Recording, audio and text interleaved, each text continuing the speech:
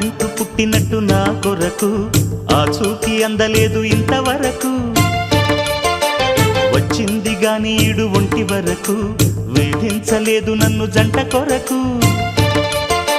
చూశాక ఒక్కసారి ఇంత వెలుగు నా వంక రాను అంది కంటి కునుకు ఈ అల్లరి గారడి